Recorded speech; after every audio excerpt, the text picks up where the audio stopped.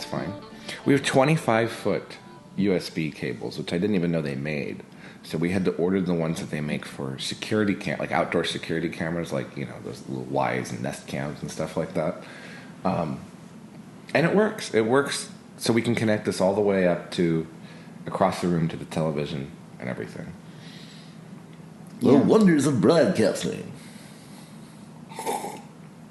However, I still think we should be recording on our champagne cellar. But that's called my closet. You find it that's my walk-in closet. You find it drafty down there. I guess that's a chill. We are at the point now officially where we look out these two pretty bay windows in the front of the house and muse about the goings on of our neighbors. Like, we're those old people who sit there and just stare out the window and like, why do they have a moving truck? There's a moving truck there. I didn't see a for sale sign. Where are they going?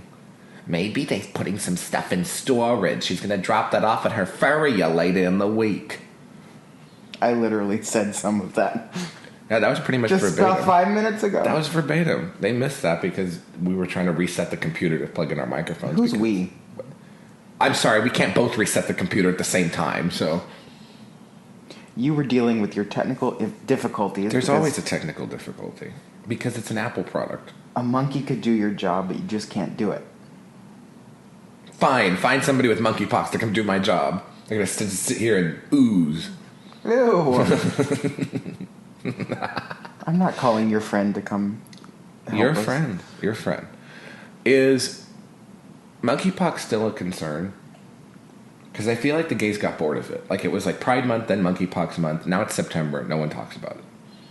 Or did everyone just get their shots and they're like, okay, big deal. Monkeypox Month? It was a month. It was 1 month. There was Pride Month, and then Monkeypox Month, and then everyone forgot about it. Yeah. Well, the Advocate has seemed to move on from it. The last thing that they posted, as far as I saw, was about that. Well, we talked about on another episode where they canceled that concert during Southern Decadence. That was the last they talked about monkeypox. Yeah. So now I guess I haven't heard anything about it, and it seems like everyone's just kind of quietly moved on from talking about it. No one answered why the kids and the dog got it still. I still don't fucking know why that happened. Are we going to solve that mystery? We have to get out the mystery van? The Scooby-Doo mystery van? Mm-hmm. Sorry, speaking of the Advocate, it just made me think. I wish I knew more intimate details of the story, but I just sort of want to bring it up in case anyone out there is interested. Apparently, this past week, two lesbians were sentenced to death in Iran. Mm. Oh shit! Now I'm forgetting. Was it Iran or Iraq? One of those horrible countries. Letter apart. I would actually. I would love to visit Iran at some point. Same smell. I would love to visit Iran at some point if it weren't so hostile towards us. I told you, I'll just drop you off in the middle of Westwood. You can find all the Persian food, men, the hookahs, anything you want. You won't find the architecture and the... Yes, you will. Look at some of the houses. It's a small mid-century cottage they've turned into the Persian palace. Well, while I don't, practice the religion, and I can appreciate the prettiness of a mosque. I've seen many pictures of the insides of them, and people are allowed to go in freely, just like a Christian church. So I can appreciate their architecture and their gaudy sanctuaries in their churches, mosques, temples. I don't know, what do you call them? I'll just drop you outside of Sunan, Westwood and Santa Monica. There you go. You can find all the architecture you want. One of my Instagram friends went to Tehran and posted wonderful, beautiful pictures, and it just made me think, I would like to go there if I didn't have to fear for my life. Which, he's also gay, so, I guess he had to... What the fuck's he doing? I guess he had to, keep that in check while he went. But, Tuck it under. But he also looks Middle Eastern, so he probably fit really well. I do not look any kind of Middle Eastern, so I would stick out like a sore thumb. Well, you can just throw a burqa over all of it and call it a day. Oh, God. What's wrong with that? I saw someone at the beach the other day. I'm gonna go in short shorts and a burqa. And The shortest of shorts and a burqa. Yeah, a shirka. a headscarf and the shortest of shorts. Yep. That was like the old... With my ass cheeks hanging out. The old internet meme of this guy dressed like that. It was like in a bed sheet and a turban and heels. And it was like gay. They called him like gay Muslim terrorist. His nickname is Yo Mama Been Shopping. It was great. It was great. I miss old memes. They were fun and fearless. And racist. It's not race. I was at the beach the other day and I saw a woman in a bikini. You know, the ones that you can like swim in? Yes. She was hanging 10. It was fascinating. So, anyway. So we had our first, it wasn't even a housewarming, it was like a mini housewarming. And it went very well. And it was wonderful to see people come over here and enjoy themselves and, you know, come on by, bring something, and have a good time. And also, I don't know if, my God, this fucking coffee's making me mucusy. And you didn't even put milk in yours. I didn't. No, this is funny. If you ever want to redecorate, redesign your house, you know, get new furniture, layout, or anything like this, invite over at least 6 to 8 people who you know and see where they naturally congregate in your home. Because some people, I've seen this happen before, and this happened the other day. Some people naturally just stay in the kitchen, and not just women, men too.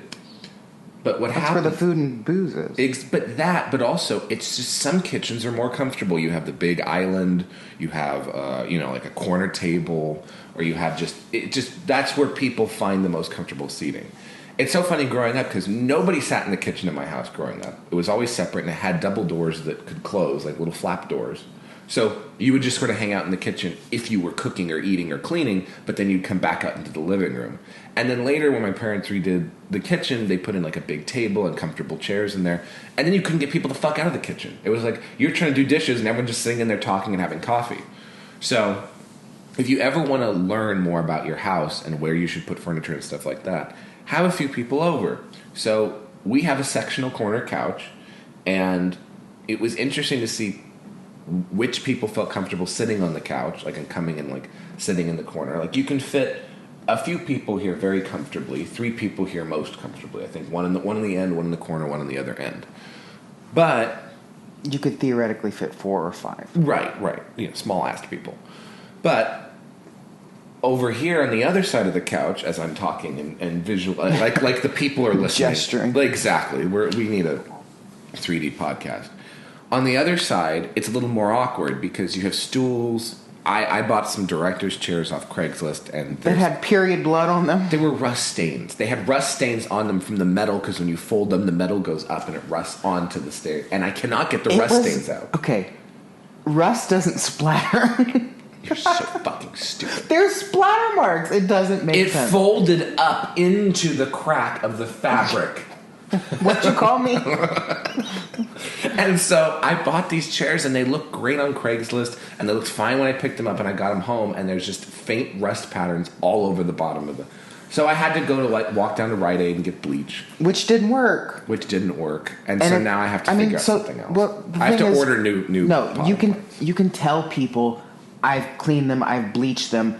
You're not going to get anything on them. It just looks dirty. But you don't want people to come over and you have to give them an explanation when they try to sit on something. It looks uncomfortable. Only one of them is relatively unstained. So that's fine.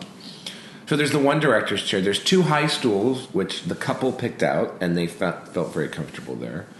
So I don't know. It was interesting. I wanted to get a recliner. I wanted to get a leather recliner to put in the corner, or some more like one comfortable chair to put there so you can watch TV. But now I'm starting to think that's not a good idea. I think it'd be better if I got some small occasional chairs, or I fixed up these folding chairs. because you want people to be able to sit there for an hour and be comfortable. They still have access to a table where they can put their food and drinks down. And Well, you everything. sat on that chair. Was it comfortable? They're The very director's comfortable chair. because the way that the bottom part of the director's chairs sit with the fabric, it redistributes the weight. So you're actually, it's kind of like a butt hammock. Right. Well, I saw you sit on it, and it looked like it was about to crumble. But, well, no, I'm not saying like it just. I'm not saying anything about you. I'm saying like the said chair does not look. My fat fucking ass almost broke a director's chair. Your What am I- Trump-size ass. What am I, Dino De Laurentiis? Like, what the fuck is wrong with you? No, it looked like it was about to cave in. But if you said it was comfortable and it, It was. I can get new stayed. bottom fabric if I really need to. New sell it on bottoms? Amazon. New bottoms. You tired of the old ones? I can't have them on my furniture.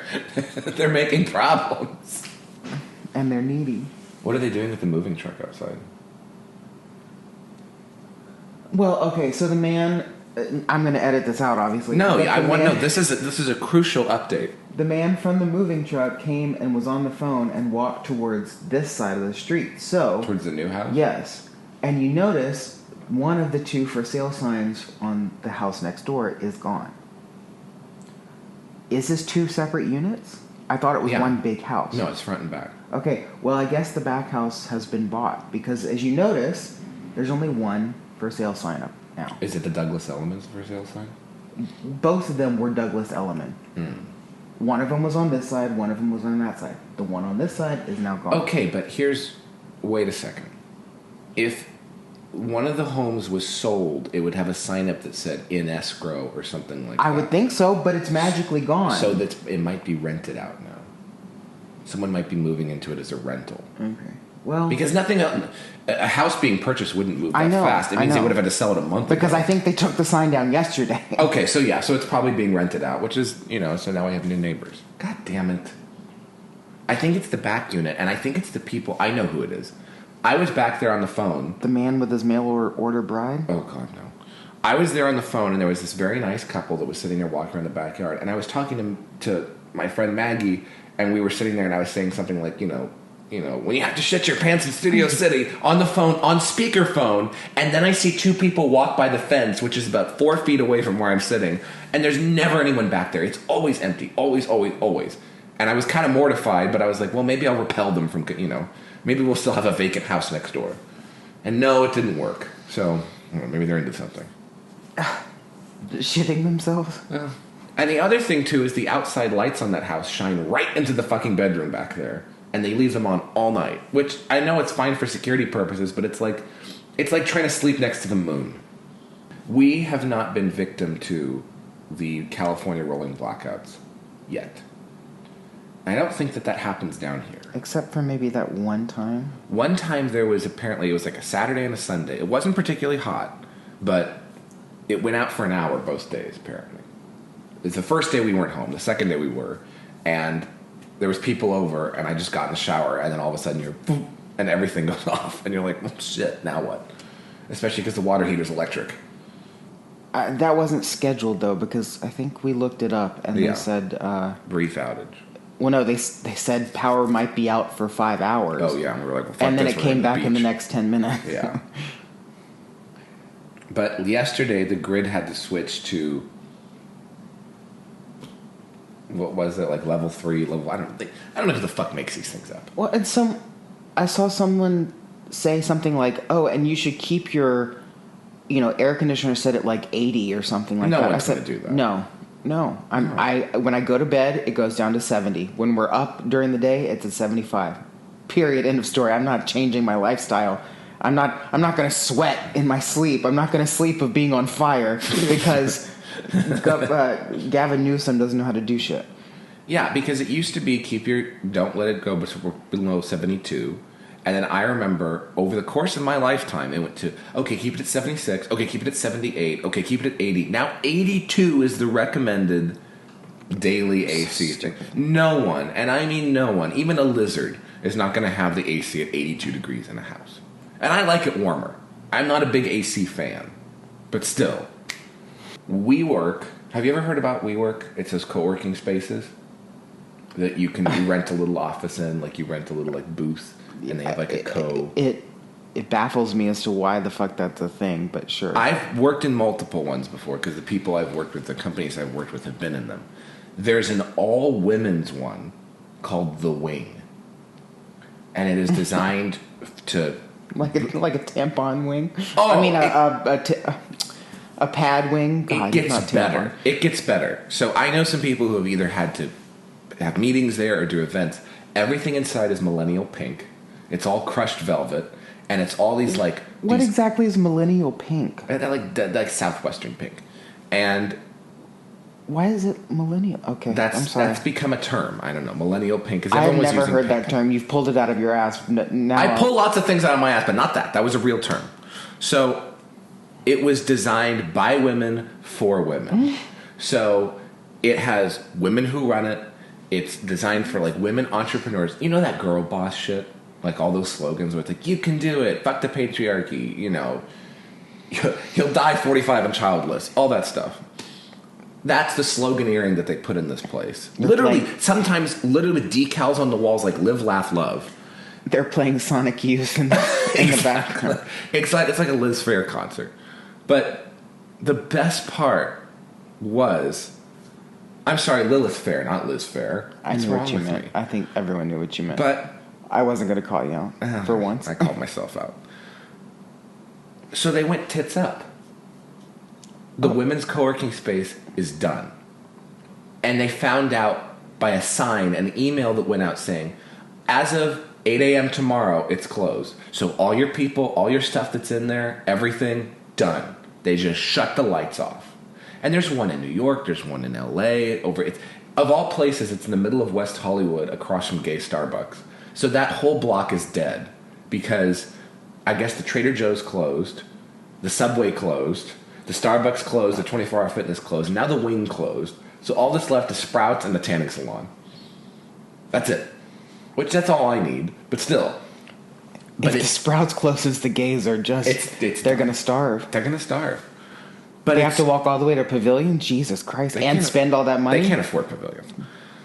So the best part about it, though, was they... really early on, it was like, we're by women, for women, all that stuff. We have women founders, all that horse shit. The female empowerment, girl boss, gutsy bullshit. Within a year of operation, a man sued them and won, saying that you cannot have sex discriminatory workplaces. And so they quietly allowed men and made a special point of saying transgender individuals to use their office spaces. So it couldn't just be women only anymore. So that whole thing was done. Then they kept raising the rates for people to go in there to the point where I think it was something like $800 a month to be a member of it. Like, this is like Soho House prices to be a member of a women's only co-working space. And by the way, they got lavished with millions of dollars in outside capital. You got Hillary Clinton gave a speech at one of them, and all these big, feminist things like that. I'm sure they dragged out Madeleine Albright's corpse a couple times. And it just failed.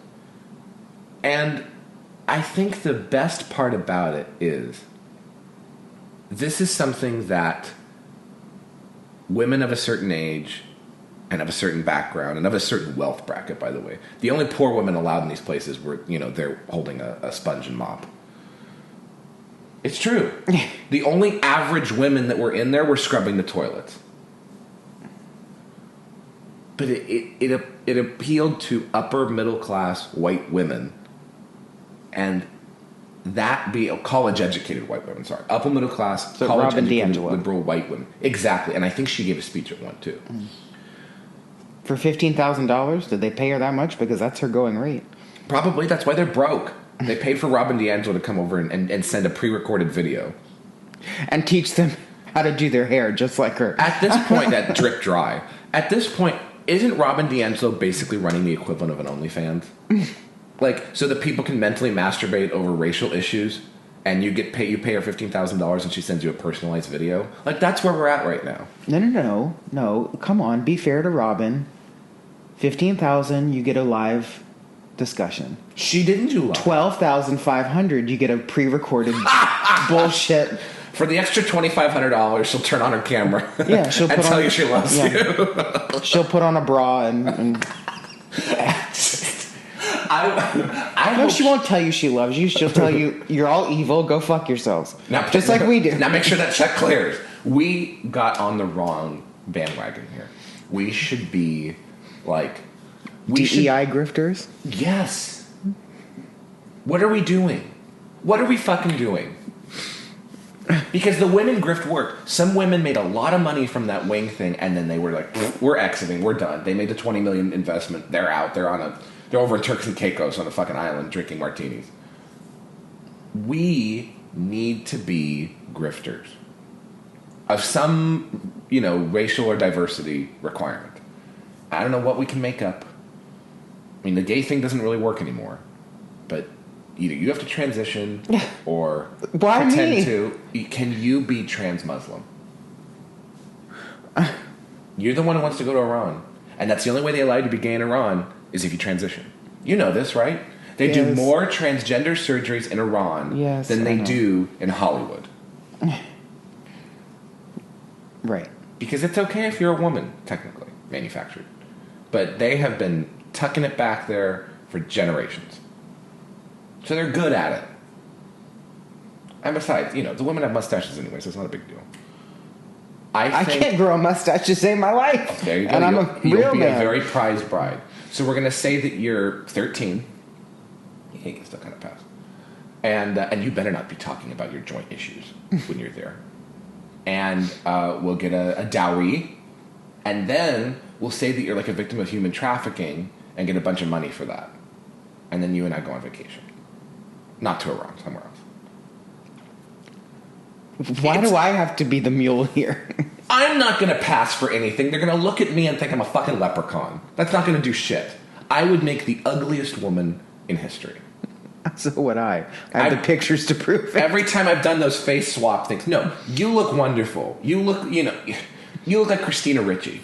When I transition, when I transition, It's the worst thing you've ever said to me. that's what you look like, Christina Ricci. I look like the grossest Irish woman in a Southie Boston bar on a Tuesday night. Like, I look like hell, and that's without the mustache and beard. I'm getting pictures of Kathy Bates from season 4 of American Horror Story. There you go. The bearded lady. That's gonna be that would be me. So we have to run a grift somehow because gay is not enough, trans is just barely enough, and you have to throw in something else exotic like Muslim there to get anything out of this. But I don't know. I think that needs to be our next era is as grifters. Speaking of grifters, what happened to you could hear that one. Remember there were those terminally online Twitter people who are like, I'm gay and I support Trump. There's a contingency of them that have dropped a lot of that branding in the past couple years. And at the time, I remember thinking, there's got to be a grift there. And as someone that we know said in a very, very correctly, it's like some of these people who are like, why I'm leaving the left, you can just as easily see in 2 years say, why I'm leaving the right. And it's fascinating to me that there's been a few of them. There's been a drop-off in that sort of, because it's not really marketable now. Like, yeah, it was cute. You probably went down to the villages and took a few pictures with the old people, and they were thrilled that someone supported you. And then that's it. Like, what else did you get out of it? So, you need a better grift. And that's what I'm trying to work on with you. The funny part is that we believed in this stuff, and the right, we've been doing this shit for years. Like, we've got the credentials to prove it. And the people I know who left the left did so. I don't even think that they were hard left. It wasn't like a Whittaker Chambers leaving the Soviet Union thing. I think it was more like they were sort of politically uninterested, but then realized, oh, this is a real big problem. And I think those people are great. Those people become some of the best people on the right. But Because it's like a new family, and you learn that there's people here who embrace you because of what you think, and the people who reject you for what you think are not good people. So, I don't know.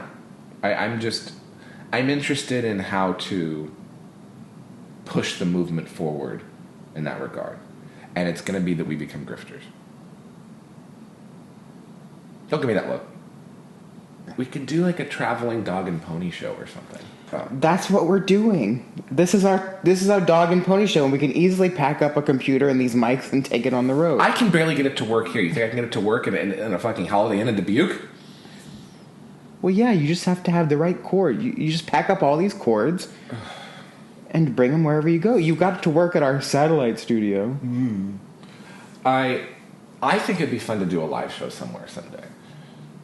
Maybe that can be us. We can pretend to be like, why I left the right. As a gay person who supported Trump, I can no longer support this party or these ideals anymore. I now realize that I should have taken the shot, and the one for monkeypox and for everything else. And I just realized... And I'll continuously get one every month for the rest of my life. Yeah, even as my body starts to fossilize. I will continue to take shots even if it kills me. I think that's going to be interesting to see that happen.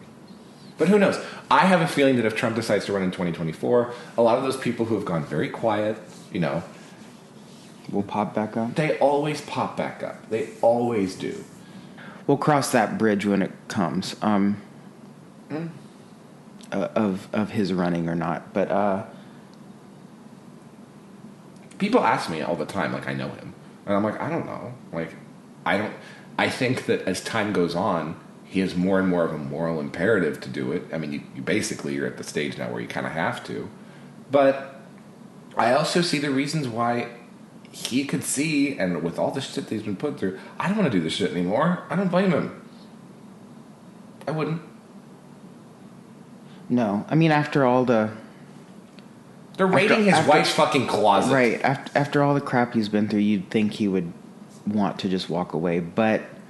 They have kind of emboldened him. He has a huge ego, and that has always been his worst flaw, and will probably be his downfall eventually. But it's also protective in a way. Does that make sense?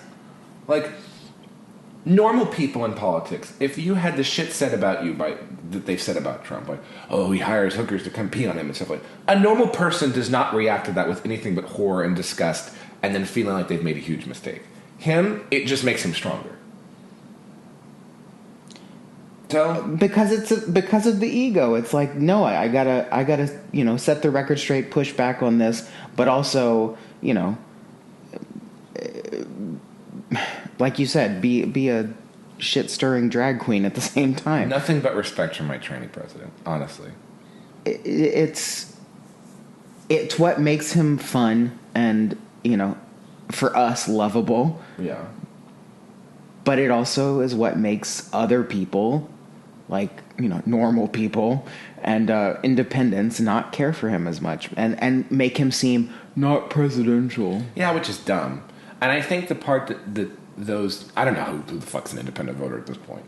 But I think that those people don't... It's almost like they intrinsically know that this system is fucked in a lot of ways.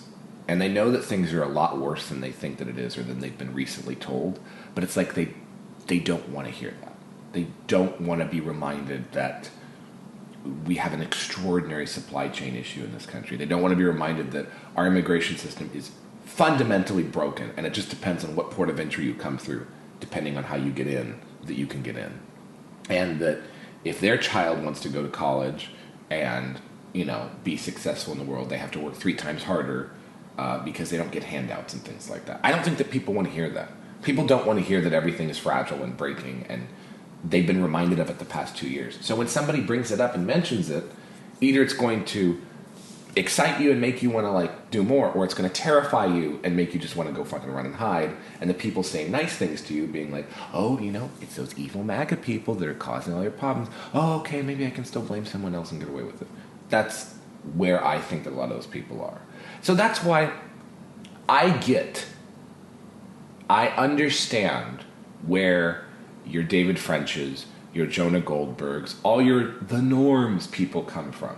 And I used to, very briefly, give them a little more leeway, because if your whole world is, we have this system of laws and it works and it's fair and in the end the right thing will happen and we'll get everything to where it needs to be and all that.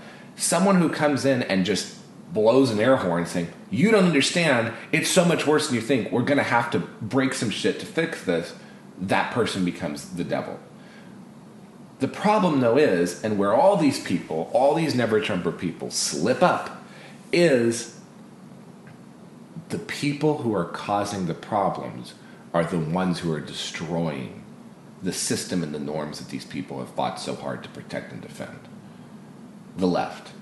They're the ones using the power of government and the power of the media and the power of whatever other institutions they're in charge of to get what they want. And so on the right, you either have to understand that and get 2 steps ahead of it, or submit to it. One or the other.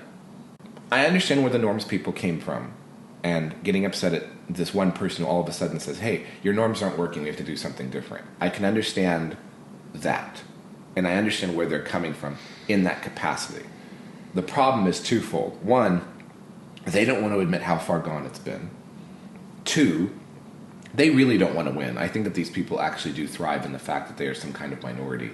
They can fundraise, they can get more followers, listeners, everything like this in obscurity, than they can in if what they wanted actually came true. Like, they actually got the legal system, the Supreme Court system, everything that they wanted. And number 3, fundamentally, I think that they come from a leftist ideal of wanting to use government and the force of government. If they use it in the right way, they can actually improve the human condition, which is not what people on the right should. Well, no. Okay. So then there is one clarification. Those people still have a trust, at least a modicum of trust in government. Right. The rest of us, the quote-unquote extreme MAGA people, the white supremacist, extremist, whatever you want to label us, we have absolutely no trust in government, because we have been shown time and time again that they are not trustworthy and that they are not out for our interest, but their own. Right. Which, for all intents and purposes, is psychology. That's human nature. It makes sense for someone to have his or her own interest at heart. So if you're enjoying a cushy life and all of the stuff that a politician enjoys, yes, I'm going to do everything I can to keep that. I'm going to do everything I can to keep my name spotless. I get it. Like, it makes sense. That's why politics is so dirty, and that's why we should have things like term limits for, members of Congress and things like that, because it's human nature. Like, if you knew, like we've talked about this before, if you knew that you had X amount of years to do what you needed to do, you wouldn't be so concerned about, keeping your reputation pristine, keeping people happy, and keeping people giving money to you. Greasing the wheels. Right. When you have to rely on when you have to rely on campaigning 24/7 and you're not actually doing a job, then you've defeated the purpose of having that job in the first place. And that then leads to the public saying, well, we don't trust anything that you say or do. You're exactly right. There's an interview that Carolyn Maloney, you remember that congresswoman in New York? She's been in there since, 1905. Real haggard old bitch. She was going up against Jerry Nadler, also haggard old bitch in New York, been there since forever. The Penguin. Because Danny DeVito never looked so bad. I call him 3 kosher meals because he cut the food line at the last DNC 3 times at the kosher meal stand. Cut the line. People are waiting there, and he lumbered to the front and took a meal every single fucking time. So he's disgusting, just for that alone. But their districts got redistricted into the same district. So one of them represented one part of New York City, one of them represented another part of New York City, and they got melded into one district due to district redistricting and everything like that. They've been colleagues for 30, 35 years. They know each other very well. They're apparently very good friends. So what do? They decide to fight each other in a primary for that district because neither one of them, both of whom are either, if not in their 80s, nearly 80, both of them had the need to hold on to power that bad that they would take down their colleague of 30 plus years just so they could hold on to some kind of congressional seat. Well, Carolyn Maloney, in the course of this primary, they were accusing each other of anti-Semitism. They were accusing, it was the dirtiest campaign this year that you know nothing about. Carolyn Maloney gave a couple interviews this year, and you could tell she didn't give a fuck anymore. First of all, they said, talking about Biden running again, she said, he's not doing it. She said, what? What do you mean he's not doing it? He said, he's not doing it. And then she would go and talk to her campaign, and she came back, she said, well, I don't think he's doing it. But they've probably privately let her know, because she's a very good friend of Biden's, that it's over. Let's just get through these midterms, and then we'll announce he's not running anymore. So she did that in 2 separate interviews. She basically flew off the cuff and said, he's not running again. I don't want him to run again. And so they did her in. She lost this primary. But she said something very, very interesting, and it goes to show exactly how these people think. They asked her point blank, many people have said Congress needs term limits. You have people who've been there for many, many years. Do you support this in any way? Would you support a bill for term limits? And she said, we do have term limits. We have an election every 2 years. That's our term limits. That's how these people think. They think that every election, as an incumbent, is a referendum on the job that they did. When in reality, the election every 2 years, once they've gotten into office, barring major scandal, is a rubber stamp on them getting elected again and again and again and again. That is how they think. They think that that's accountability. And they think that it's okay to be in a congressional seat for 50 years of their lives, spanning 3-4 generations of their constituents' lives. So if term limits has to be done, Congress will never do it. It has to be done by Constitutional Convention at this point. Well, no, I think that's the only way it can be done. Yeah. Well, Congress would never do it because that's against their own interests, Right. of course. But even something that big, I think, would have to be a constitutional amendment.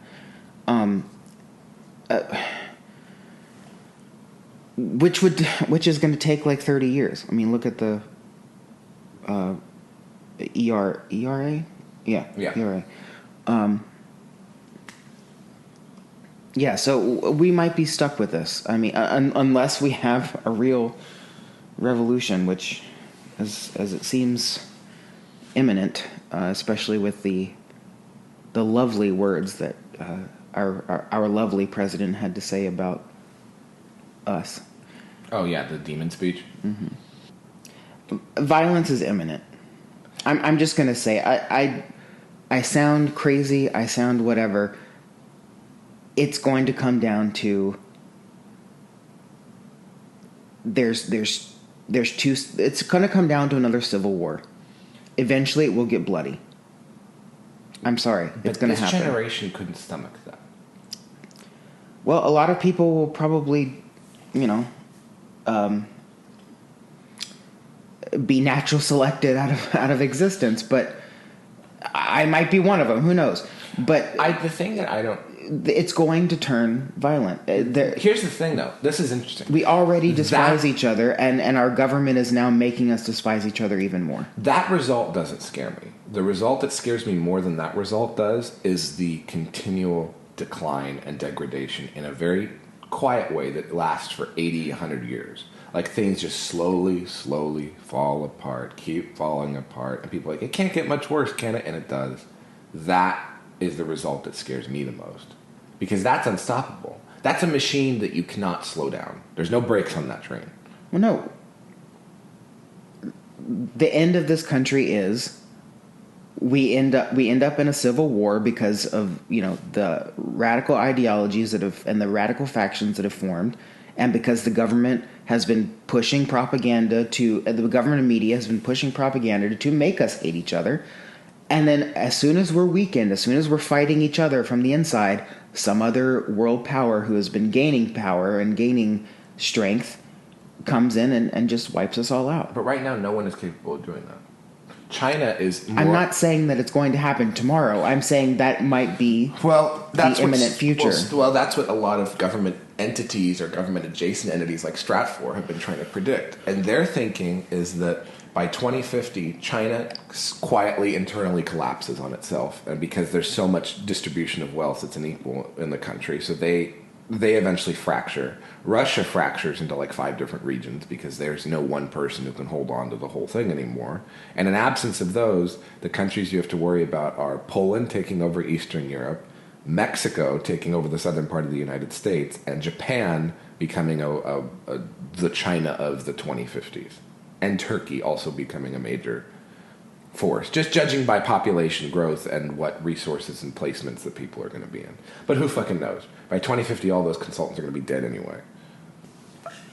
One thing that I will never understand, by any means, is the wholesale importation of entire countries and cultures into this country for whatever reason. There's always an excuse. I get the one thing that you can understand is refugee situations. Okay. Some of them are now manufactured refugee situations where it's like, we need to bring in Ukrainian citizens. Like, no, they have their own country. They're fine. They should stay there and defend it. We don't need Ukrainians. We have enough Ukrainians. God, just go to Chicago. But it's interesting to me that it's considered like a bad thing to say that, because most of the criticism for that comes from people in other countries, usually in the Commonwealth, Australia, Britain, New Zealand, or, you know, Scandinavian countries or things like that. But they're the ones who have a zero immigration policy. Like, you try to be Somalian and go to Denmark, and they will stop you at the fucking door. You try to be an American and go to Denmark. You and I can't go to Denmark, other than on a vacation. We're not allowed to just become Danish residents. That's impossible. And yet we're the only country where it's like, oh, okay, well, that bad thing happened to you. Okay, yeah, sure, come in. Where we don't have enough housing. California has a 1 million housing deficit and counting. We don't have enough resources. We have cities and states that are nearing or on the verge of bankruptcy. We don't have the public resources are not even being used by Americans anymore. You know, we have a homeless crisis. There should not be a single immigrant let into this country until there is no more homeless people. That should not be a controversial position at all. Because a great percentage of those homeless people are already immigrants. And you want to exacerbate their situation by bringing in more or favoring others at the expense of the ones that just came in? That just doesn't make any sense to me. I don't know. I think you need to have a leader who can rationally explain that. And the only one who's been able to do that effectively in the past 50 years has been Trump. I mean, before that, it was Clinton and Harry Reid in the 90s saying, yeah, of course we don't want to bring in more immigrants. And like that's against our interests and things like that. But that was not a popular message. That was something said in Congress and to deal with a bill that was being passed there. But no other leader has been able to articulate in a straightforward way, in a way that both recent immigrants, longtime American citizens, naturalized American citizens can understand none of this is in our interest. If you come across the border today from Guatemala, in 2 years, 10 more people following you are going to replace you, your services, your jobs, your housing, your medical care, everything. So whatever life you're trying to improve is not going to be improved if this continues at the current pace. And I think that anybody who runs on that, Republican, Democrat, I mean, no Democrat would say that out loud anymore. They did when they still cared about workers and unions, but that, I think, is a message that anyone can understand. And it's not anti-immigrant, it's not nativist, it's not racist, it's not anything like that. It's just a matter of resources and funds. You don't try to cram 10 people into a 4-passenger car. Going down one little tunnel of the can of worms that we've now opened before we cut this, what's keeping unions and all of those workers unite people, frankly the blue collar workers who are part of unions, what's keeping them in the Democrats' pocket other than money? Like, because you're right, they should be seeing the writing on the wall saying, well, we're about to be replaced by these people who are coming in. They no longer really seem to care about, especially white blue-collar workers. Why are they still so loyal to them? The SEIU, the Service Employees International Union, is one of the top 3 unions in the country by membership, and they cover people who work in restaurants, hospitality, hotels, and everything. All these other industries, this industry that is the greatest beneficiary of illegal immigration. But they changed from being anti-immigrant, like, don't come and replace us, to, okay, we can co-opt this group of people and we can increase our membership rolls in that period of time. So you cannot be a member of some of these hotels, you cannot be a janitor, you cannot be a maid, you cannot be any of these people unless you're part of the SEIU. So they have become so powerful and so corrupt that they have single-handedly turned the tide from unions being a anti-immigrant, pro-American worker group to being a pro just our members at the expense of everyone else group. It's unfortunate, but they for every leftist cause you will see them marching. They're in their little purple and yellow SEIU bullshit. They've convinced even foundational black Americans it's in their interest that there's more immigrants in this country to, I don't know, take their jobs, take their wages, take their homes, take their schools. So it's really unfortunate. It's a big flop, I think, because there is no workers' movement in this country anymore. And I don't mean some like Socialist International, like, march and unite and all that stuff. I mean just people who work in general. There is just an anti-work sentiment that has pervaded this entire culture. And now that, for example, in San Francisco, I just read an article this morning saying that the office vacancies in downtown San Francisco are at such an all-time high that the city is worried it will not be able to get enough property tax revenues in to keep the lights on in downtown San Francisco. That's how bad it is. We know that city's about to implode.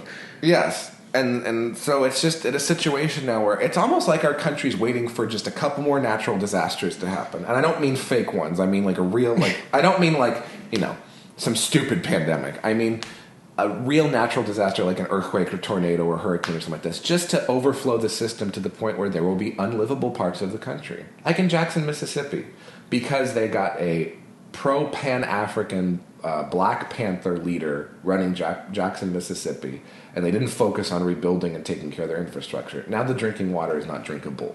Their last drinking water plant shut down. So you just open the taps and some horrible brown ooze comes out. Yeah, I saw that. And so it's like, what happens if in Jackson, Mississippi in a couple months, a severe hurricane goes through the southern part of the state, destroying the Gulf Coast again, and then all the infrastructure dollars are spent on rebuilding from that. It takes a decade to make it livable again. That's what's just going to happen. There's going to be big, just ruined areas. That's the part that worries me. Well, as we've now solved all the world's problems. No, we haven't. It's all going to hell. I suppose it's time to get on with our day. Well, and let these fine people go fuck themselves. Yay!